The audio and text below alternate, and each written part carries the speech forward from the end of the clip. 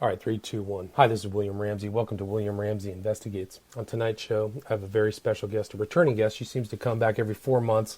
We've done a couple other shows regarding current true crime trends. She's in New York. Her name is Roberta Glass. She operates True Crime Report. And today we're just going to get some updates on many of the cases we've been talking about, the NXIVM cases, as well as some of the Damien Echols updates with the West Memphis 3.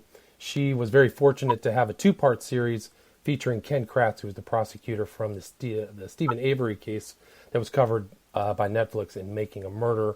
And I featured one of those shows on there, so those are definitely worthwhile listening.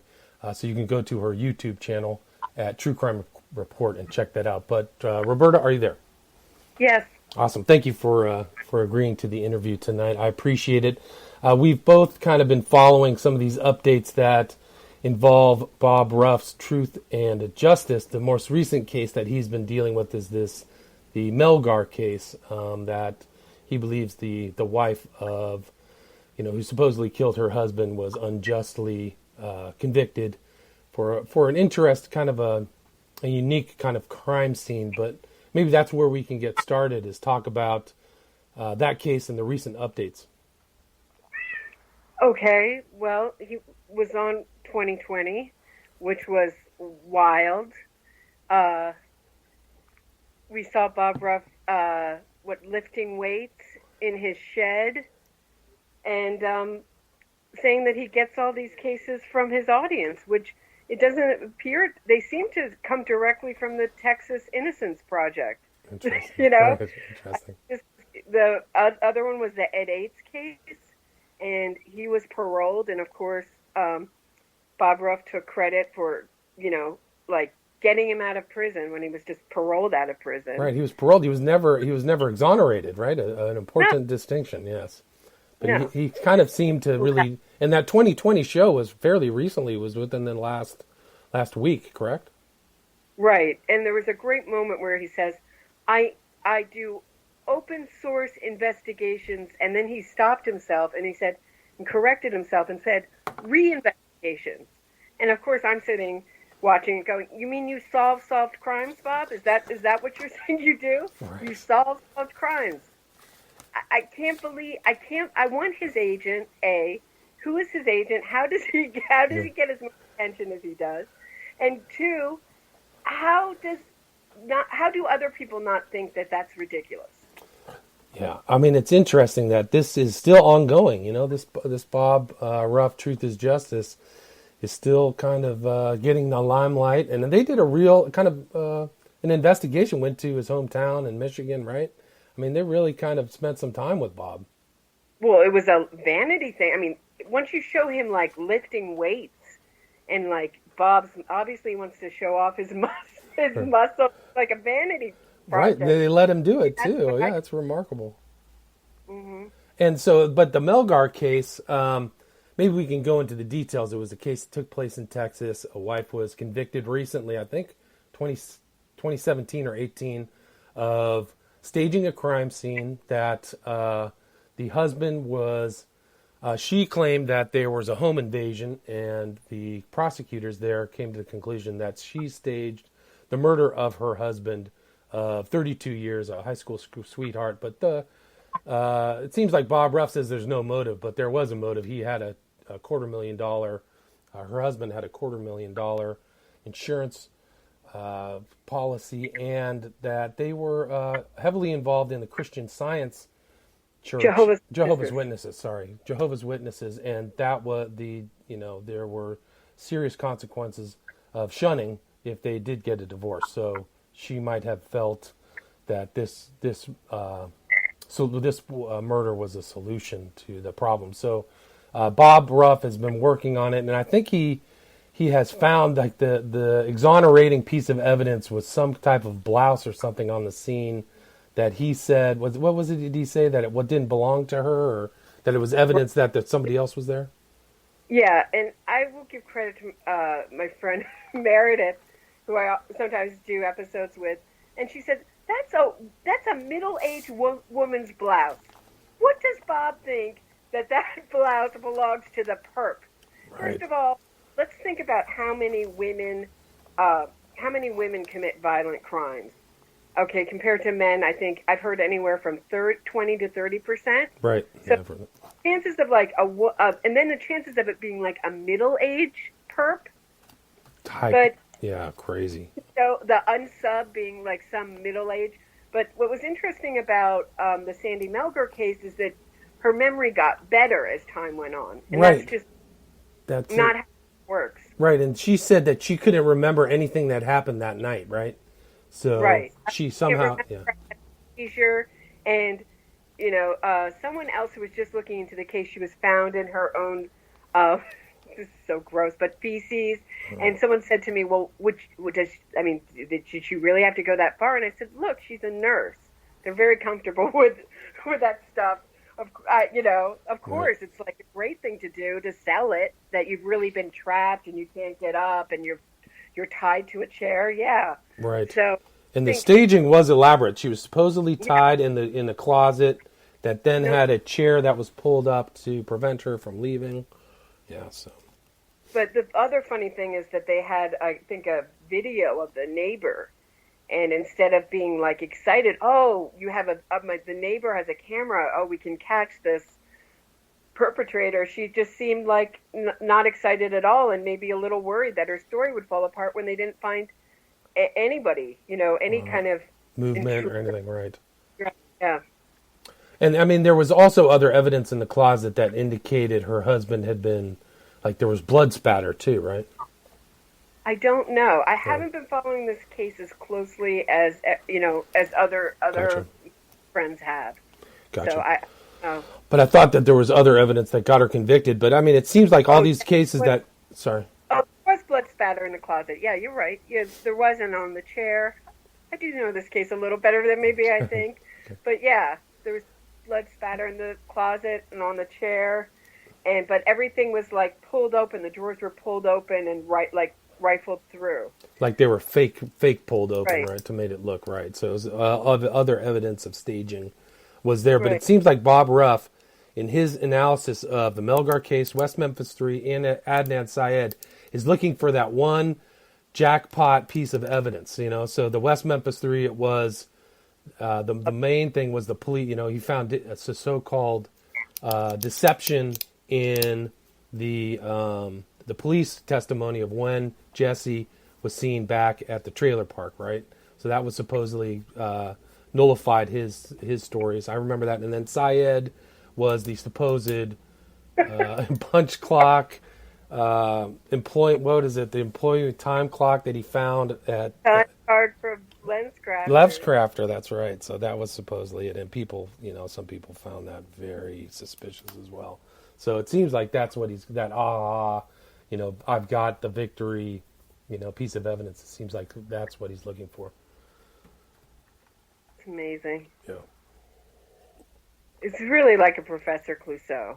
Yeah. Oh yeah. No, it's incredible. Like, when does it stop? So in the last month, I've been on my social media.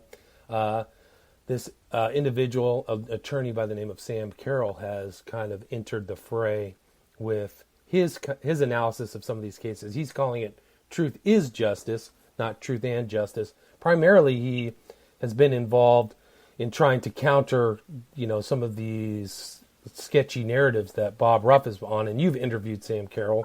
And can you talk about that? He's a lawyer from Australia, and he was listening to Bob Ruff talking about the Melgar case, so he participated on his Facebook page, and he did some demonstrations and very detailed demonstrations, different ways the ropes could be tied, and he thought he was being so helpful and putting up posts that were fact-based, and his thanks was getting kicked out of that group for causing drama with a long letter, which is posted on Truth is Justice website. You can read it from Bob Ruff about how Bob Ruff spun it. But really, anyone who's not supporting Bob Ruff's ego or this sort of innocence fraud narrative will be eventually kicked out of his group. Gotcha. So it is not a group for dissent. Dissenters are kicked out, exiled. Excised. Right. Gotcha. Yeah. And, which, they don't like that. I remember, during the West Memphis 3, the Bob Ruff Army comes along. It's not just Bob Ruff. Like, I had this whole horde of, kind of clueless people come to my page and, insult me. And the one guy literally came close to threatening me, like, where do you live? It was pretty shocking that I could have probably called Facebook for, literal wanting to physically harass me. But, yeah, so I bet Sam Carroll probably went through the same kind of Bob Ruff Army circumstances, I guess. So they put up all the transcripts on there for the Melgar case, and there's a forum, and there's going to be a podcast forthcoming from him. That's going to be a direct kind of like response. Like, remember those old country songs? Like, someone would sing it, someone would like make a response. Right. So he's going to like make a response podcast to Bob Ruff's podcast. Gotcha. So that's what is going on. What do you know how many episodes he's done on the Melgar case, Bob Ruff? I don't know, because I knew he was up to 60 at the West Memphis 3, and I think that that's advantageous to Bob, because for somebody to counter all of that, minutia would be just such an onerous task. People just don't even want to go through it, Go through all 60 of his freaking hours of covering the West Memphis 3 is incredible. And that case isn't even, the analysis isn't finished according to Bob. No, he took a menopause. Okay. I mean, it's just an incredible, there's nothing like, and I'm glad you used the term innocence fraud, because that's something, we talked about before that we're recording this interview, but this is actually kind of an important term for the public to key into, that a lot of these people, these are frauds perpetrated on the public. This is innocent fraud, whether it's Adnan Syed, West Memphis 3, Stephen Avery, which is back in the news on The Making of Murder 2, Melgar, and it's just it's something that I've never considered that would really be happening, but something that's popped up within the last 4 or 5 years. Yeah, and there's lots of different ways it can be done too. There's a great episode on Liz Huell on. She does the true crime podcast on Blog Talk. What is it? Blog Talk Radio? Yeah, Blog Talk, whatever. You can find it if you look up her name. Anyway, she did a great episode on innocence fraud, and it was all about the forensics of it. And when I was about to interview Ken Kretz, he asked that I watch this documentary, Murder in the Park, and I said, oh, that's like one of my favorite documentaries. And I asked him if he knew this guy, now I can't remember his name, who was on Liz's show talking about forensics and innocence fraud. And he said, oh, yeah, he's a friend of mine. So there is kind of like maybe a bunch of professionals who are really concerned about this innocence fraud. And that he said that he was going to maybe perhaps get together and like start up. They had like an organization and it disbanded, and maybe start another kind of get together of professionals to try to fight some of this trend of innocence fraud. Yeah, that would be great. I mean, that's great news. I think that the legal system, the way it's been built up over time, the common law, if you want to look at it from a century's perspective, a decade's perspective, has never had the problem of social media and this kind of information flows that allow the perpetration of innocence fraud to happen, And so I think these, whether they're practicing attorneys or people who've retired from the prosecutorial perspective, I think it's important for them to make their case in the public, and I think they have to. I think that's unfortunate, but that's where we're at. If a lot of these cases are being tried, if you look at the West Memphis 3 case, for example, that case was retried in the public, and it led to disastrous results with the release of 3 convicted criminals in 2011, and the prosecution and the state really never put up any type of response, any type of public response in 2011. They just said, we've come to this conclusion and we're going to plead him out on first-degree murder, 10 years probation, time served. But, that's an example. I think so. I think in these other cases, I think that these legal professionals in general just have to key in to this new phenomenon of innocence fraud. Yeah, I agree. Yeah, so let's talk about Murder in the Park. I saw that documentary about 5 years ago. It was about an African-American man who had, I think it was a group from University of Chicago came and blamed him for perpetrating a murder. They were working on another case. I can't remember the guy's name. It was a murder in the park that took place, I think, at a basketball game or something like that. Do you remember the details? Did you watch that recently? Porter, wasn't that the? I mean, I can look at my notes, but isn't it Amy Porter who was the convicted criminal, and he was about to be executed? And that's something that you see often, which really surprised me. I mean, I think I'm a little bit. I've been around the block a little bit in life, but when I saw Sister Helen Preaching, the nun, lie about a case, I was shocked. Wow, that's interesting. I didn't know that.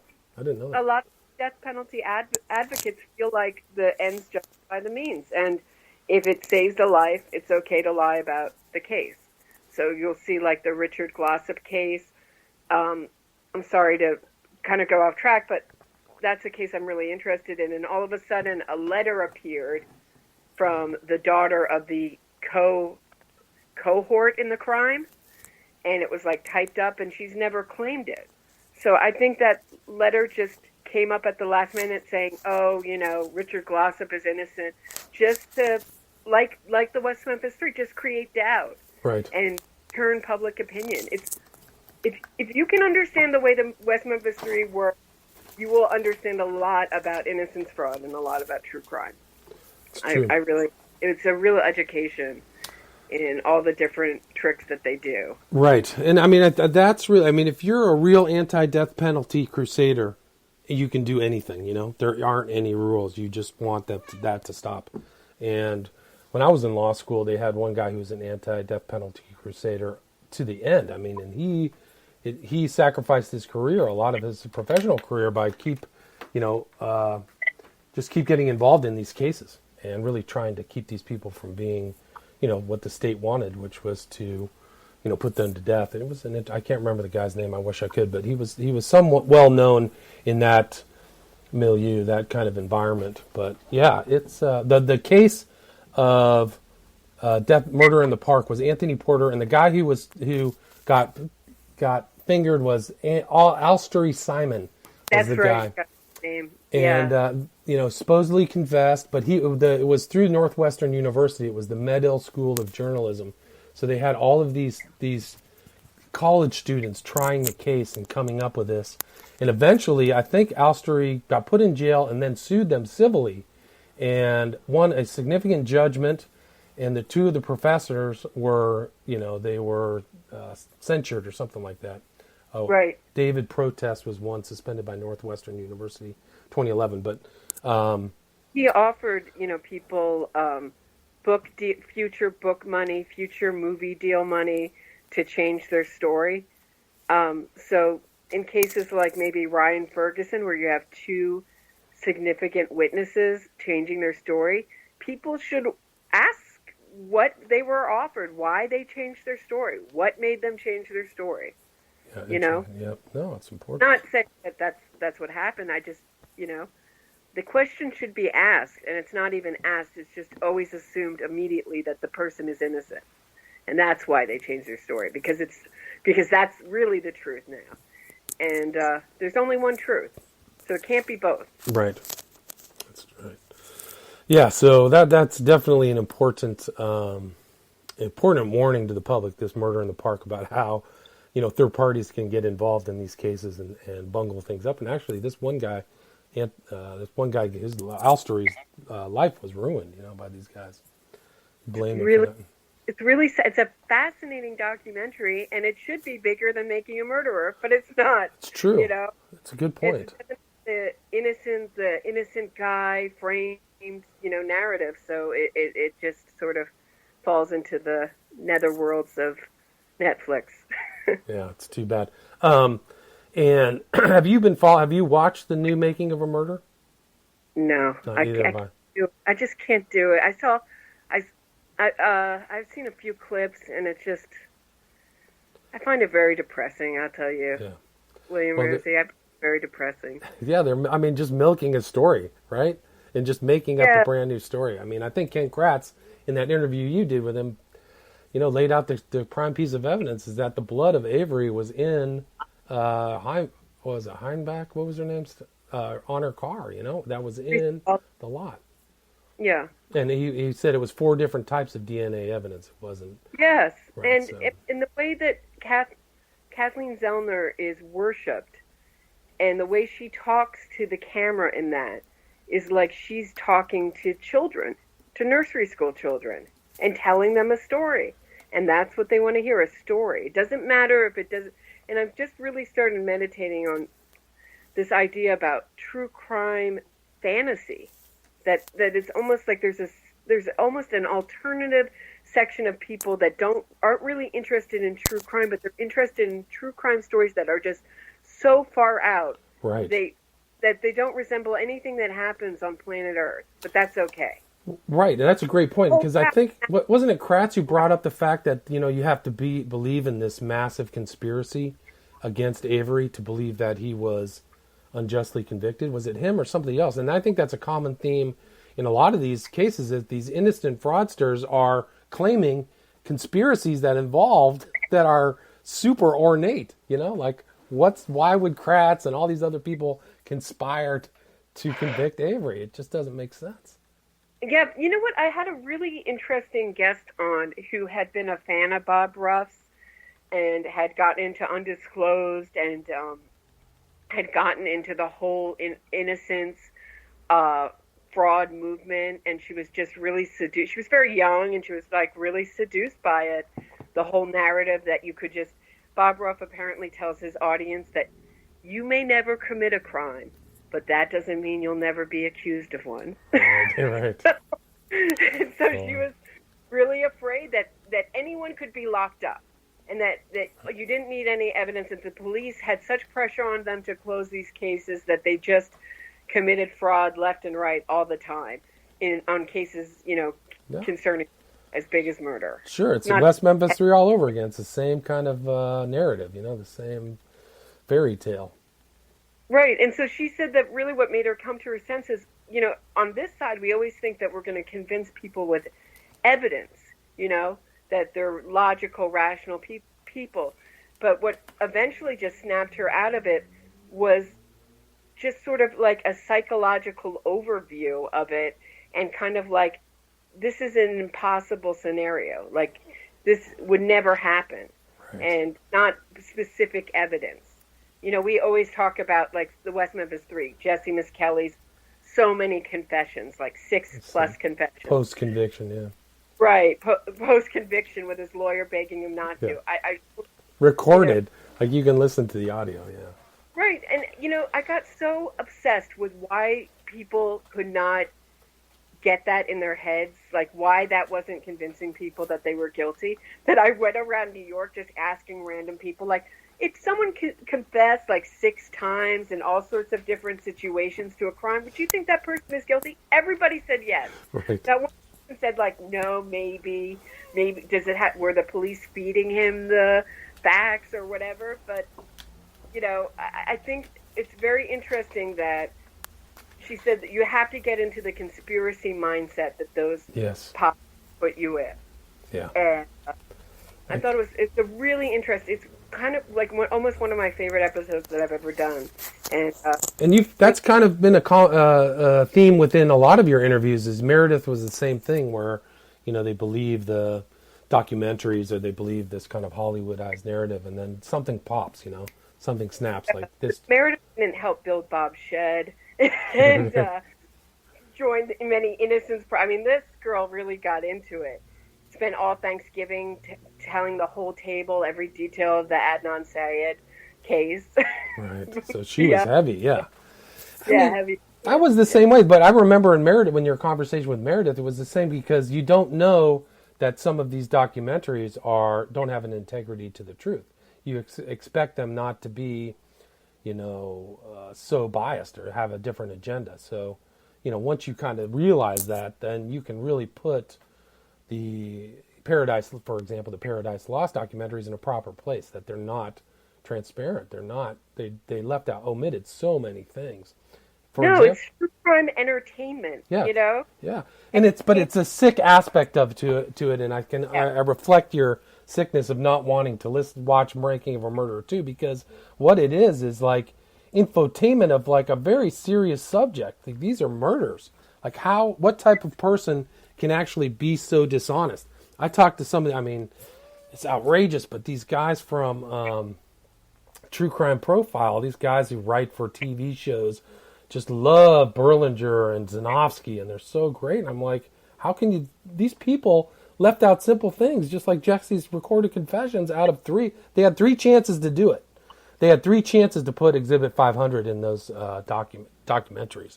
And they still just turned it into a Hollywoodized, goofball, dumbed down, thing that just, switched people's minds into looking at the stepfathers and this nonsense. So, yeah, only it's disgusting. being stepfathers, which I think is almost like prolonging the pain. It's like a sociopath pointing the finger and blaming them of the murder is like, getting pleasure out of causing the victim's family more pain. It's awful. It's a duper's delight, right? Isn't that it?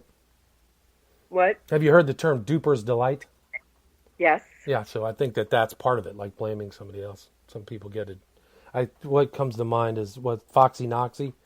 I remember her blaming everybody else, and The greatest one is Diane Downs has the greatest duping delight. Who's Diane Downs? I don't even know her. She's a woman in was she in Oregon or West Coast who murdered her kids. She took them on the long back roads. She can never say why she was there. She was taking them long, and she shot them, and then she drove like 1 mile an hour to the hospital, shot herself in the arm, drove 1 mile an hour to the hospital. I think I vaguely remember that, yeah. Small Sacrifices. Anne Rule, I think, wrote a book on it. Oh, that's terrifying. Yeah, so it's bad. I'm interesting you brought up Zellner because I think it was you. Was it you who told me about Larry Eiler? One of her earlier, representations?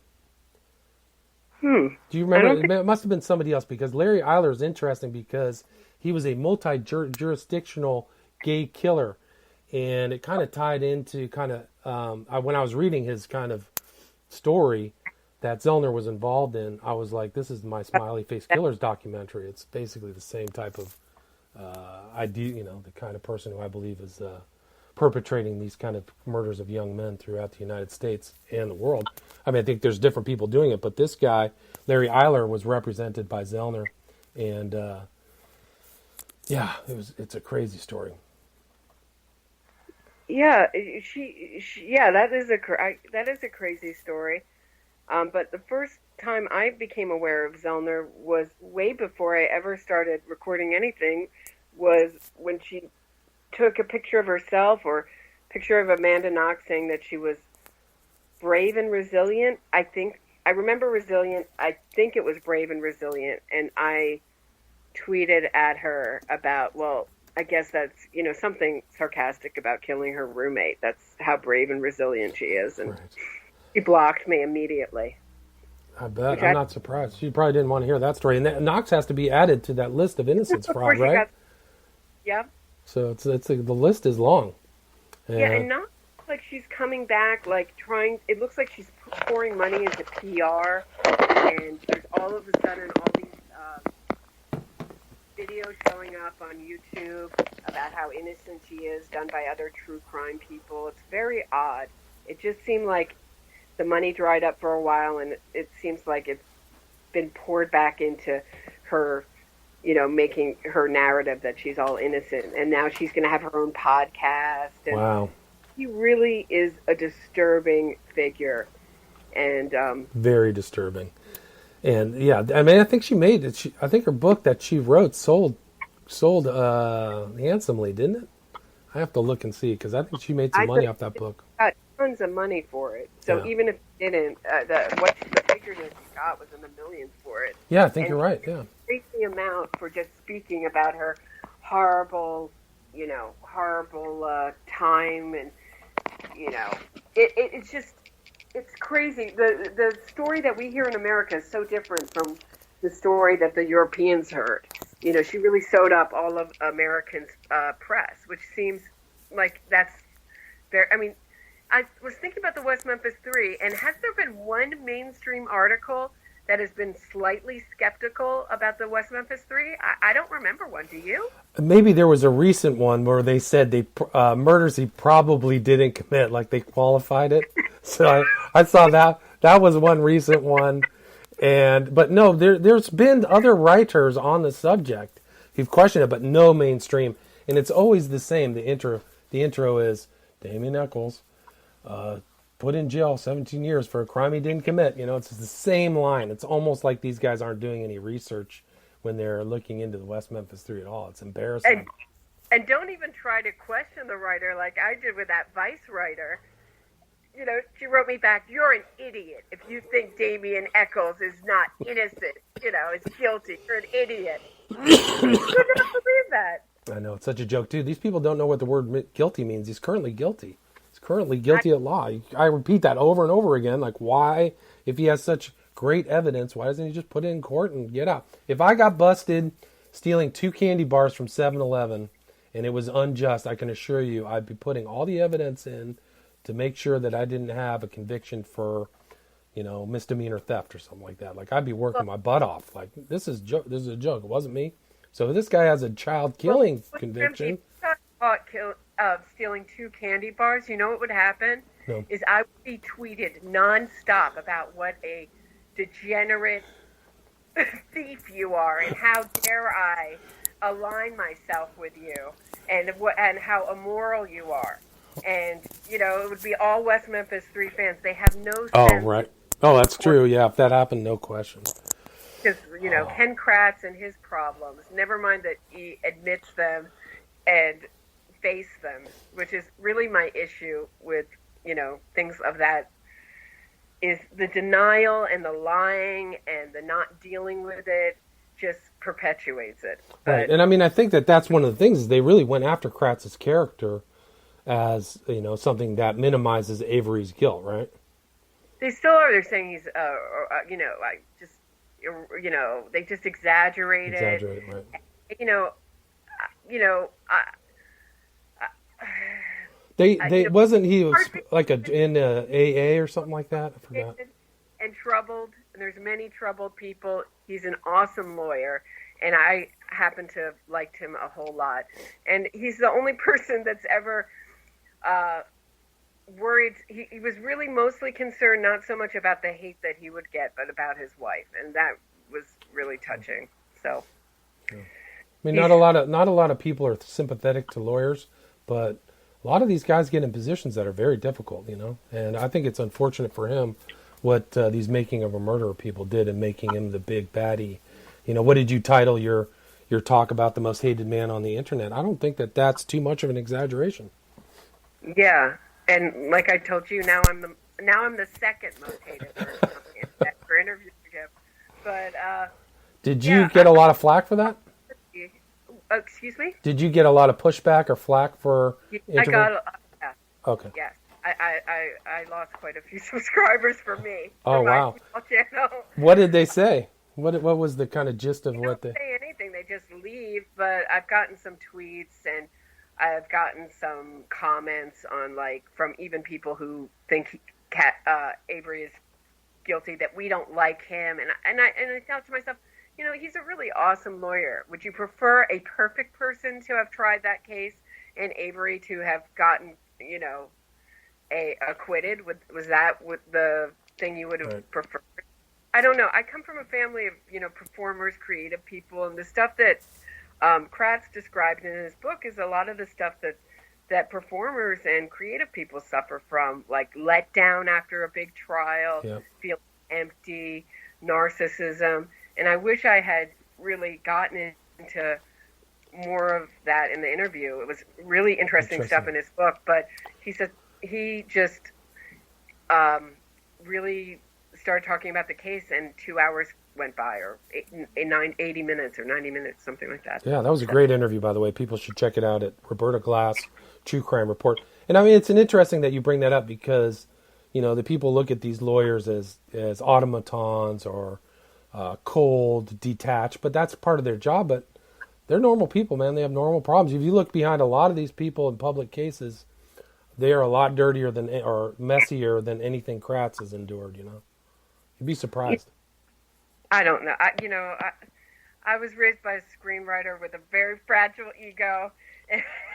So I don't know. I have a lot of sympathy. I have a lot of sympathy for megomaniacs, narcissists, troubled people. Gotcha. I don't know. Well, the subject of troubled people, Damien Echols got a new book that came out. Not that kind of trouble. Not sociopathic. Not sociopathic. Okay, that's a different level. Anyway, I was trying to transition to the new book by Damien Echols. I know that we want to talk about The Guide to Spiritual Practices That Saved My Life on Death Row, High Magic, forward by Eddie Vedder. Unfortunately, I have to confess, I bought the book. I've read through it.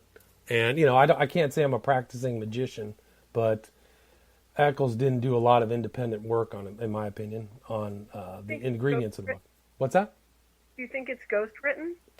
Possibly. Could possibly be ghostwritten, but I do believe that there's a significant amount that are taken from the practices of the Golden Dawn, and that's really it. And they're almost like not even adjusted anything. Like they're just straight ritual practices from 150 years ago. But he does, of course, the names Crowley pops up again. So he says, I walk in the footsteps of some of the greatest magicians in history.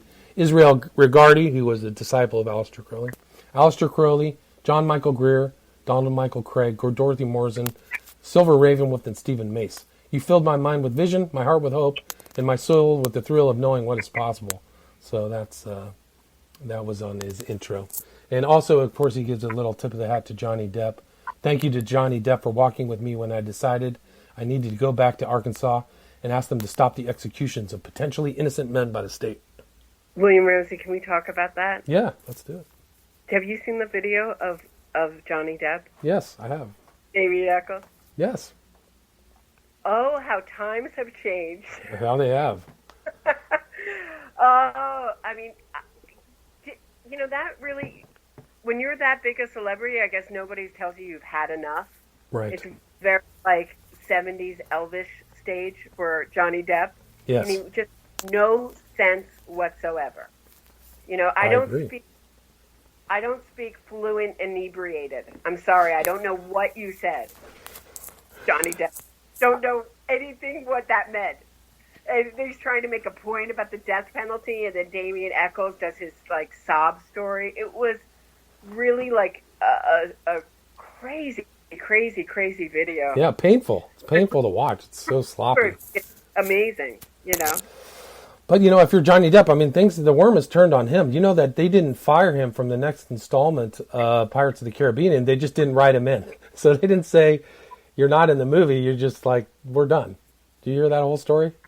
Yeah, but most people don't know that his partner who was suing him just went missing and has never been found. Right, no, that's from the Viper Room, the old manager there. Who they had to so he's missed. I mean, the stories, I can't even repeat them online, but they're not good about Depp and, so it's bad. I'll tell you offline. River Phoenix died there.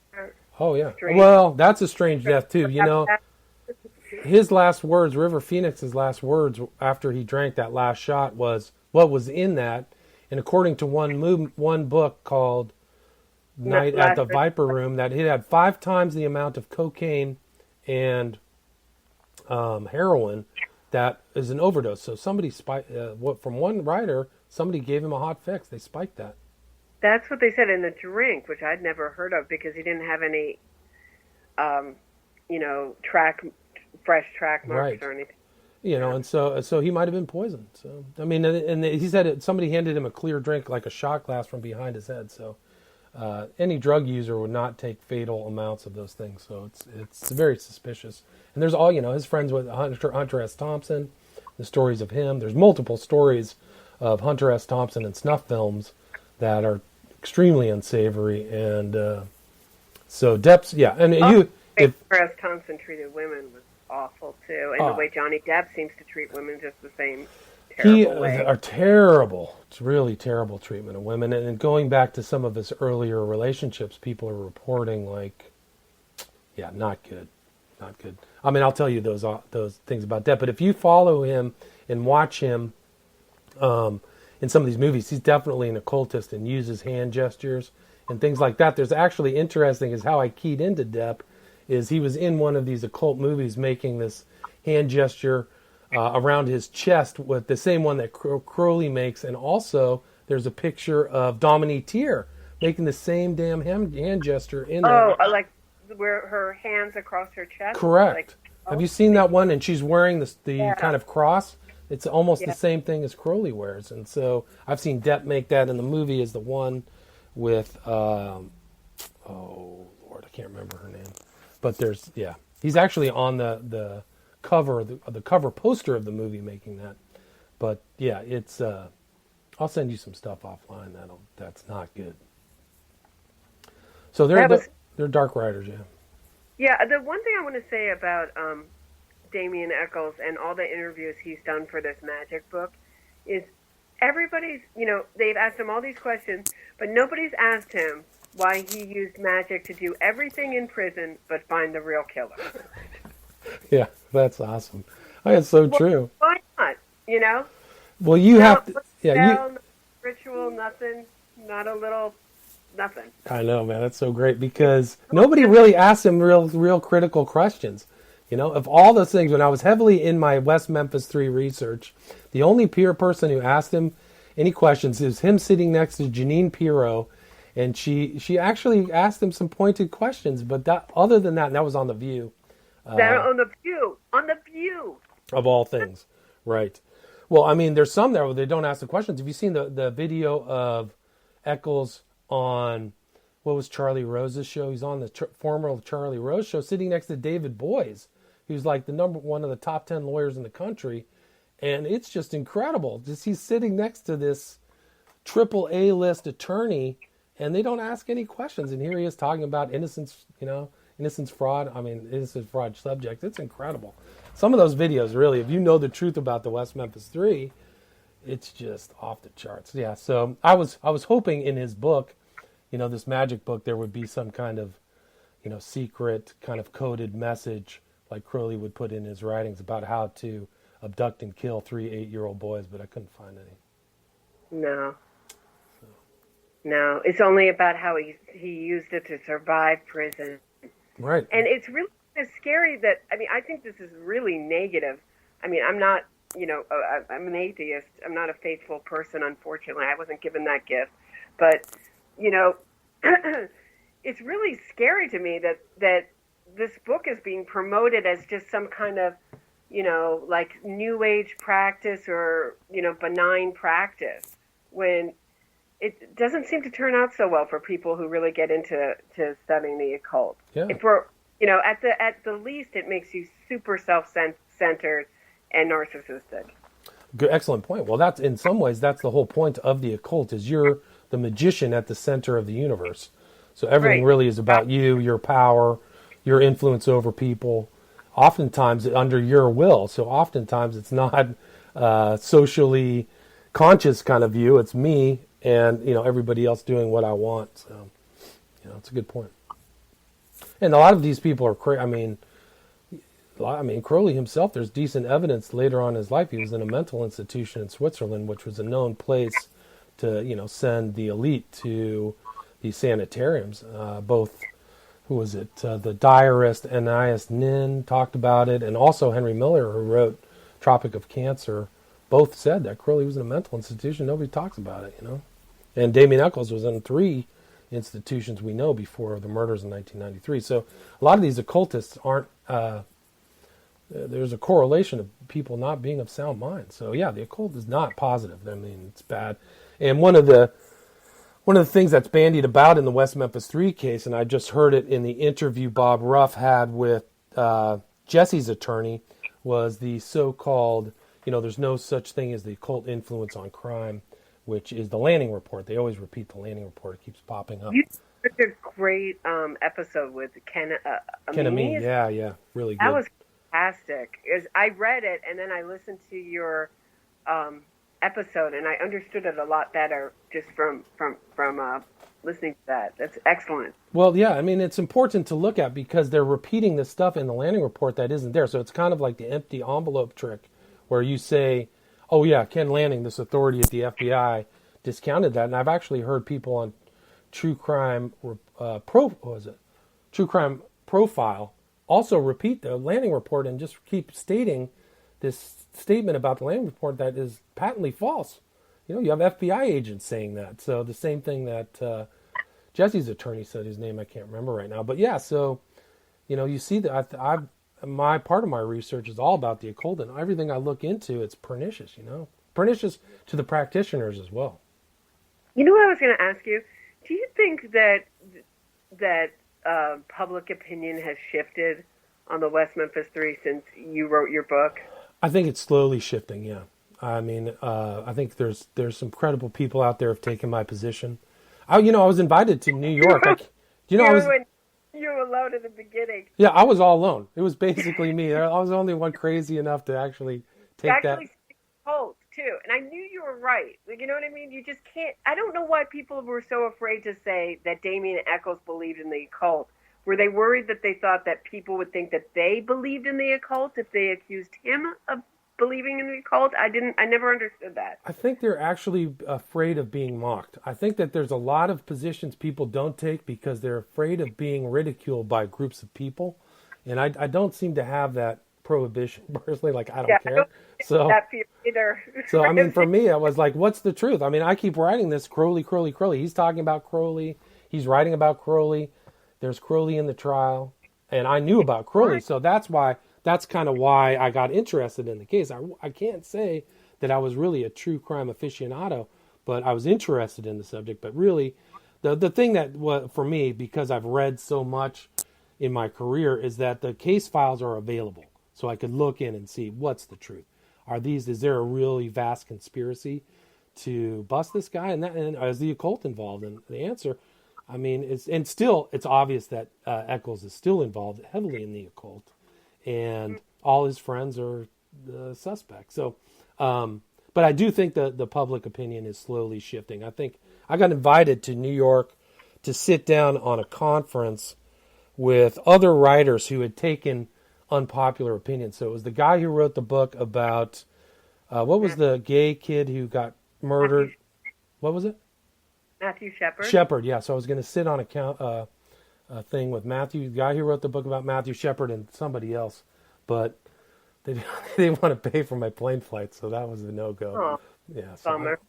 But I can't remember. The guy is a famous professor who studies media. I can't remember his name offhand, but they would not let go, man. They really wanted me to come out, but it just never happened. But so I do. I mean, and the guy, if I can remember the professor's name at NYU, it just shows that there are people, educated people who share or somewhat agree or totally agree with my position on the West Memphis Three. So what do you think the future, I mean, do you think that this is going to just get more, I have two questions for you. One, I want to ask if you saw the Damien Echols PR, promo piece he did for Brendan Dassey, and Amanda Knox did the same exact No, script. But I heard about that, but I didn't see it. Did you? Yes, and Liz put them together brilliantly on her Instagram. She put them back to back. It was the most brilliant thing. It's exactly the same script. They both got paid to shill for the Center for the Wrongful Conviction of Youth, which I call the Center for Getting Away with Murder and Blaming It on the Folly of Youth. Wow, that's incredible. So they're shilling. Is that the center out of Texas that Jason Baldwin works for? I don't know. I don't know if they are. I can't remember right offhand. Wow, that's crazy. Wrongful conviction of youth, but it's only Brendan Dassey, because to shill for Stephen Avery is just too outrageous, because that guy is just way too guilty. Sure. Well, Brandon, if you look, the thing is that those policemen videographed Brendan Dassey's confession. If you watch it, it's pretty clear they're not beating him up. They're asking him pretty easy questions. It's not this whole, coerced, forced confession that they would like you to believe.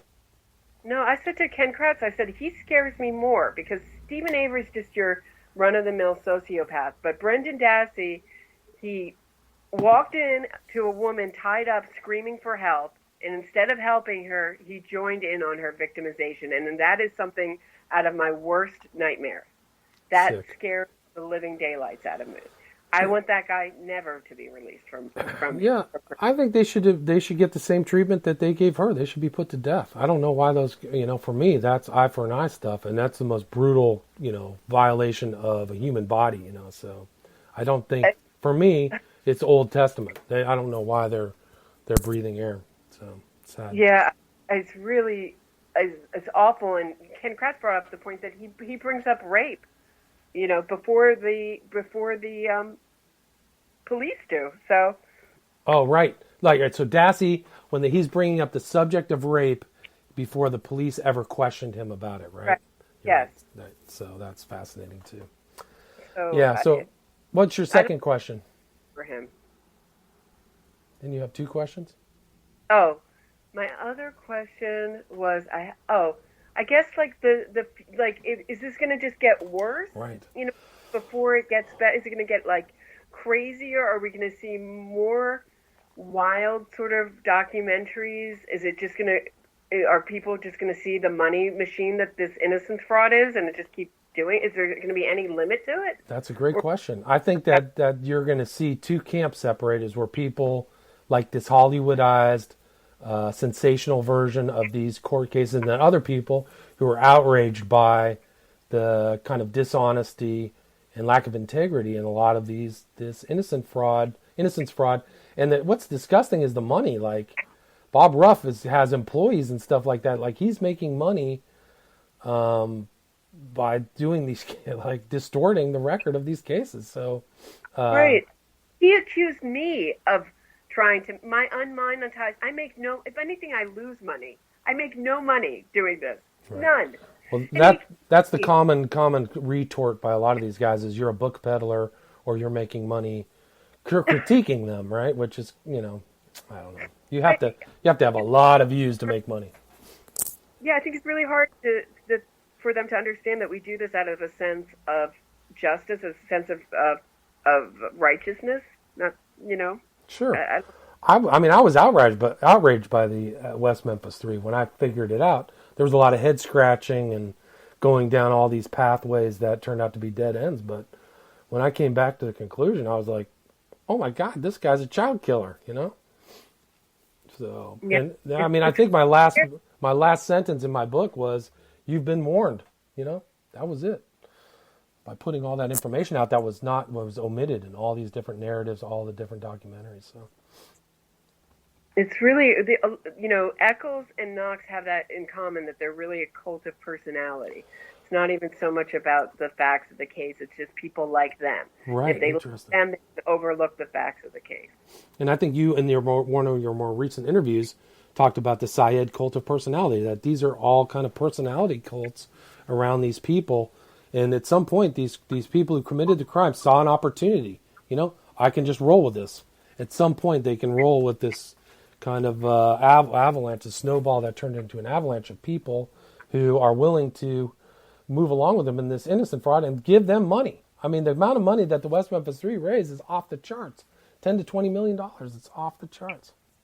The woman that I interviewed who was, into this for 2 years, the amount of money she gave as a waitress would blow your mind. I don't even want to know. I don't want to know. Blow your mind. And for people who don't know, there is a picture of Knox and Damien Eccles together hugging one another and both smiling. Like it's a really creepy pic. When I saw that, I freaked out. Like, whoa, this is off the charts.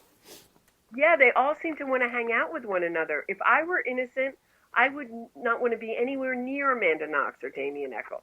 Yeah. Like, I would run so far away from those kind of people. Ryan Ferguson, too, hangs out with Amanda Knox. Oh, God, it's so crazy. Yeah, it's really cool. It's a crazy world. But I do think, to kind of go back to one of your questions, is that there is a group of people coalescing, trying to counter this. And just like you said, Ken Kratz is working on that, too, of countering these dishonest narratives that people are talking about, and people who are making, it's a new phenomenon where they're making a career out of creating conspiracies around all these cases. It's crazy. That are finished, that are Finished. over, solved, right. Gone, tried, convicted. Right, and I go back to one of your earliest podcasts where you said West Memphis 3 solved. It's like we've already done this. This is. I mean, the West Memphis 3 are unusual because they're double convicts. They were convicted in 93 or 94 and 2011. So it's crazy. Right. Anyway, we're past 50 minutes. Is there anything that where can people find you on social media and YouTube? I'm on Twitter at Roberta Glass Pod, and I am on YouTube, Roberta Glass, all one word. Cool. And you're mostly on Twitter and YouTube? Yeah, my personal Facebook is up if you want to friend me on Facebook. Cool. Talk true crime. I'm always up for talking true crime. Anybody wants, awesome. And my email address is up on my YouTube page. Anyone who wants to email me and talk true crime, I'm always up for it. Awesome. I like to talk, as you can see. Well, guys, if you get a chance, go to Roberta Glass True Crime Report on YouTube. Subscribe. Really some of the best investigation and talk about true crime out there. Much better than so many of these other podcasts that read straight off of, Wikipedia or something like that. So, Roberta Glass, thank you very much for being on the show. Oh, thank you. My pleasure. All right, take care. Okay, I got to tell you this story about